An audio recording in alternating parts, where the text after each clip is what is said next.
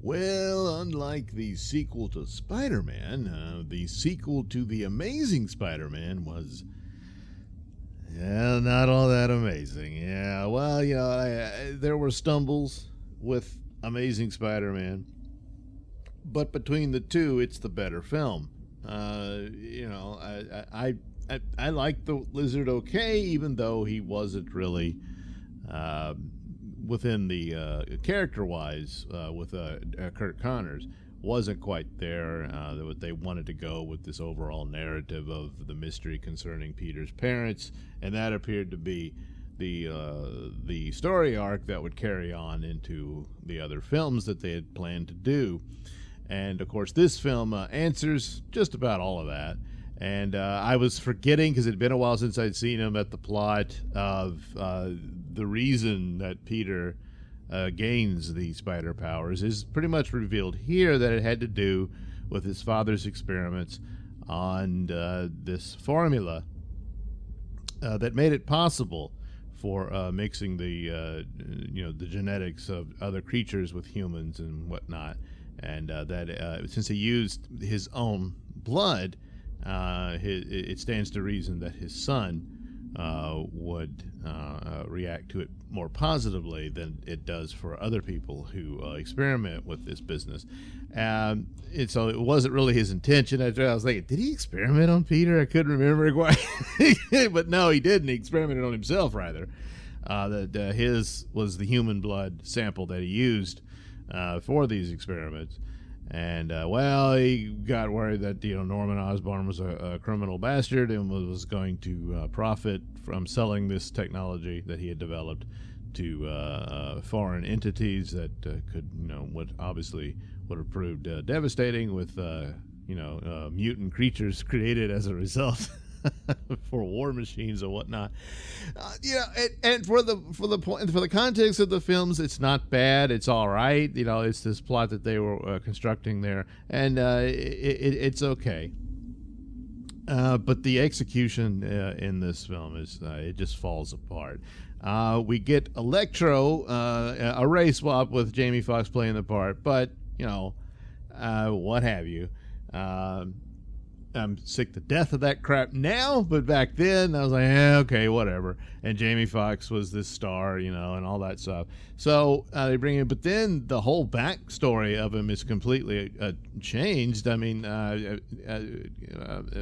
Max Dillon was a career criminal, I believe, in the original comic book story and all that. But I guess they thought that was, I don't know, just too simplistic or what have you. Gee, who'd have thought that someone who's involved in crime stumbles into superpowers and becomes a criminal? But I don't see that as broken, that it needed fixing. But so they did. But then they go with this template of sort of the broken-hearted, obsessed fan idea. This was also used in Batman Forever with the Riddler. He was obsessed with Bruce Wayne, actually, rather than Batman. But, you were supposed to understand. And it worked for it. But then here you get it repeated again. Here for the motivation for Electro. And yet the other aspects of him being this loner and ignored and put upon, would have been sufficient. And what he wanted to do. Plus, he gets ripped off his ideas for energy and whatnot. The company Oscorp stole it from him, and he gets no credit, and they won't even acknowledge him. He's just treated like crap.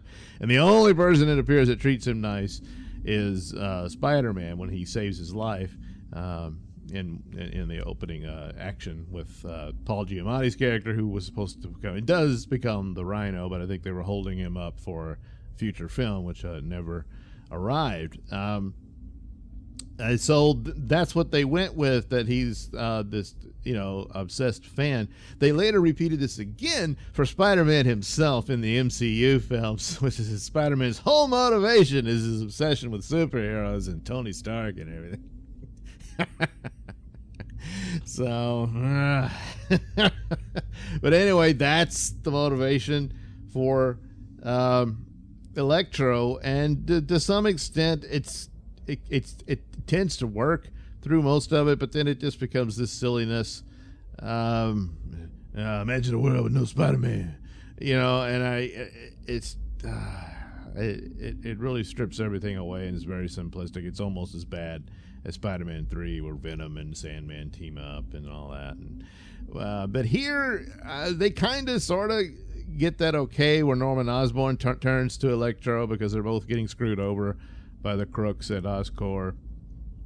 And, of course, the machinations of his own father, which, but what happens to the Green Goblin and how they reintroduce him here is just awful. And, just, I criticized the Willem Dafoe Green Goblin outfit and all that, and I'll take that anytime over this crap. It was terrible. So anyway, Norman Osborn is dead. He was dying of this genetic disease, which primarily was his main goal. At the same time, he's a criminal, but because he was going to sell off the Parker technology and all this sort of stuff. But at the same time, would he? I would have thought he would push for more of that to save his own life, because the disease was horrible and crippling, and it was literally turning him into a monster. And I mean, there's this shadowy figure, and I said, was he supposed to be Norman in another guise or whatnot? But even Harry interacts with him at the end of the film. They called him Mr. Fierce or whatever, and I thought, yeah, was he dead? Was he not? That would have been the revelation, and then he would become the ultimate Green Goblin. But not the ultimate Green Goblin from the Ultimate comics, maybe, who literally does turn into a monster rather than put on a costume and stuff. I don't know, but that was his whole deal. He was looking for some sort of breakthrough to save him, and that's what was mentioned in the first film as well. And you see the results of what it was doing to him, and then he tells Harry that it's genetic, so you've got it too. Apparently, it's a lot faster on Harry, because he tells him that the disease will start to manifest at the age he currently is, and sure enough, it does. But it seems to be progressing a lot faster. He was, getting desperate and all this sort of stuff. And that's Harry's motivation. He's a bit of a troubled young man after being shuffled off by his father, and then the confrontation of what he's inherited from his father. Meanwhile, the board doesn't want him around. They want to maintain their control of the company, and they're all ridiculous criminals themselves.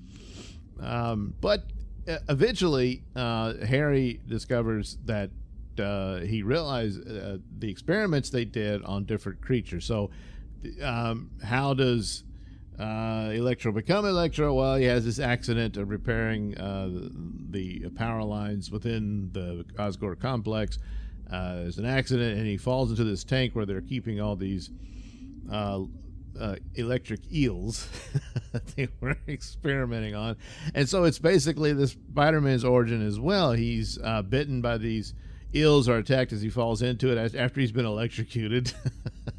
And I guess this is what saves his life, but it turns him into Electro with these miraculous godlike powers. I mean, he's really powerful in this thing, and I call shenanigans on Spider-Man being able to stop him, especially at the end. They do, but they explain it. But I don't think he would ever have gotten the chance to that point. But then I guess you could chalk it up to Electro's, damaged mind. So anyway, so that's basically that's the deal. From all things flow from Oscorp.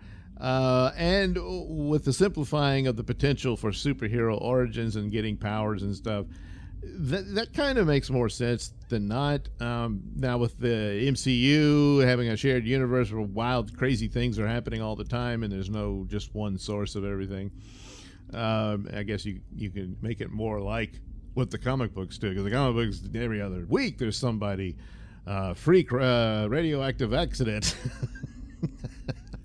And you turn into something. And so here it's like, well, it's this company that kept screwing around with genes and whatnot. It led to the Lizard. It gives Spider-Man his powers, and it gives Electro his, and apparently the Green Goblin powers are in there as well. which apparently is what ends up stabilizing Harry. So you have to conclude that Norman Osborn is not dead, that he would have used that on him. It's not the best solution as what he really wanted, but he needed the Parker algorithm, and he needed the Parker blood to make it work. And there you have where Peter Parker and Harry Osborn were introduced, that they were childhood friends, and it's just that Harry had been shipped off to boarding school for a number of years. And they get back together and they're buddies and all this stuff. And then, but Harry, he's desperate, he's terrified, and he turns to Peter to, off screen, they reveal that yes, Peter has gotten a job at the Daily Bugle taking pictures of Spider-Man, but you don't see any of it, and there's no J. Jonah Jameson they didn't introduce for that, which I guess was a wise decision, because who could follow J.K. Simmons? They could have just used him again, but and so the problem here is that Peter says, "Oh, it's too dangerous, can't do it."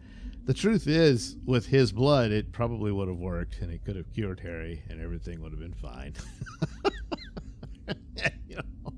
I don't know if Harry would have become Spider-Man, another Spider-Man or whatever, but probably would, I guess. I don't know. So it's really stupid. Then there's the tragic loss of Gwen Stacy, which they take from the comics and all that, with the fight with Green Goblins, which she ends up getting killed in the comics. So they do a terrible job recreating that. I mean, it's well performed between with Andrew Garfield's grief and what has happened, but boy, is it really his fault in a lot of ways. But so that's that. The whole thing of they couldn't. He was trying to put her off, and she gets upset about it, but they can't. They're in love with each other. They can't fight it, and that goes back. He's haunted by Captain Stacy's ghost, who literally appears in scenes here. It's like, well, it's a paycheck, and so and it's all well and good in a lot of ways. It's just it's not cohesive enough in the way it works. And then at the final battle with Electro and all that, it's just all video game stuff looking and bright, everything's lit up and all that. And then the Green Goblin is just suddenly done. I mean, if they were going to develop that, it seems like that would be like a cliffhanger for later, after he defeats the Electro and everything's fine, but instead they slam it all into one film. And Harry, he frees Electro to basically at gunpoint take over the new director of Oscorp, and forces him to get what Norman had. They find this secret little facility or whatnot, and there the Goblin suit is all ready to go, and the glider and everything, and somehow Harry just knows he's got to get into it in order for I guess the new formula to work. I don't know. He gets the shot, and at first he realizes the tremors are no longer there, but then he starts feeling horrific pain and whatnot, and he looks more like a monster. So pretty sure that's indicative that Norman himself has already been injected with this crap. But anyway, there you go. And first thing he's got to do is crawl to the suit, put it on. So I guess the suit enables him to, it's like an exoskeleton, so he can move, but it'll keep him alive with whatever formula he injected in. It's just not as perfected as the Parker one. And he takes off in the glider, and he's mad at Spider-Man, so he goes to the battle scene between Spider-Man and Electro. Electro's defeated, and he decides to fight and says, "It's all your fault, Peter," which he's not entirely wrong. And they fight, and Gwen dies. So there you go. So Harry survives. He's in the asylum, and they're saying, "Hey, you're looking good." He doesn't have a suit or anything anymore, and he says, "Well, it comes and goes." It's like, okay. And then he gives a nod to they want to build the Sinister Six, and you see a wall of Dr. Octopus's arms, Vulture's wings, and the Rhino Transformer suit that Paul Giamatti's put into for the final scene of Spider-Man comes back, and despite his grief, and all that, and then that's about it. So it's just a mess of ideas and plot points that probably could have worked, but it just was not in the best of hands to do it, and pretty much ended the Spider-Man franchise for a while, where Sony had to figure out what to do. They got into a lot of trouble thanks to a leak. And then Marvel came a-calling, and they knew they couldn't just give up the golden goose like that. So they worked out a deal, and that leads into the current state of Spider-Man that we have now. But it's too bad. There were a lot of elements of this version of Spider-Man that probably could have worked. Most notably in this film, the best version of Spider-Man's costume ever is pretty damn spot on. There's little tweaks here and there, but pretty spot on to the comic book version. And for the life of me, I don't understand why it's just abandoned since then. But well, what are you gonna do? And things like that. So with what happens to the Parkers, we see them, and they were some sort of involved in espionage and whatnot. But also Parker is a scientist and all that. But they're fighting off a hitman in a plane and all this stuff. And so, but I'm thinking that probably would have been the end of it as far as their story. As now the realization that because of his father's blood, which he has in him, it explains why the spider bite worked so well for Peter than it would for anyone else. Because everyone else, whether it's the eels or the lizards, they turn into monsters. Even the poor lab rat in the first film turns into a monster rat. So it only works smoothly for Peter. Now, for a third film, maybe they would have gone into this business of where Spider-Man mutated and had extra arms and everything. I don't know, but they wanted to have a spin-off Sinister Six film, and then I guess a third Spider-Man film where they would face off against each other and this sort of thing. They were going to do a Black Cat and Silver Sable movie, and Felicia, which they call her Felicia. I'm assuming she's playing Felicia Hardy. She's briefly in this, working for Harry Osborn, and maybe that would have led to her being cast as that character. I don't know, and perhaps the transformation makes her hair turn white.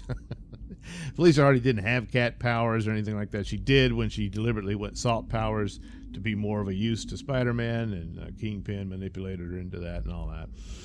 But for the movie's sake, probably she would have cat powers from cats that were experimented on at Oscorp or some shit. I don't know.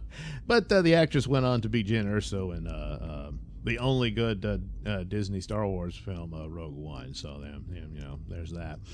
So it's just an unfortunate set of events and a clumsy delivery of a film that probably could have been fine and adequate enough to keep the franchise alive for a third follow-up, but it was clumsy, very clumsy, and that's unfortunate. But so that was that, and so yes, MCU would come a-calling, and so there we are with Spider-Man. So anyway, there you go, Amazing Spider-Man 2. Did a number 2. Sorry. Anyway, there we are. Thanks for watching and listening. Say, while you're still here, why not like and subscribe and share with your many friends? Yes. Also, check out my mini stores in the link description below. Yes, where you can get t-shirts, hats, mugs, all those goodies with my artwork on them. Oh, yeah. And head over to indieplanet.com and pick up a copy of my comic book, Night Night. Oh, yeah. You can also catch me at my podcast, Mr. Nailsin Show, on RadioMisfits.com. And you can also watch my videos on BitChute.com and now on Rumble.com. Oh, my goodness, so many places to watch me and my stuff. Oh, yeah. And if that's not enough for you, well, you can follow me on many social media platforms and say hi to your old pal, Mr. Nailsin.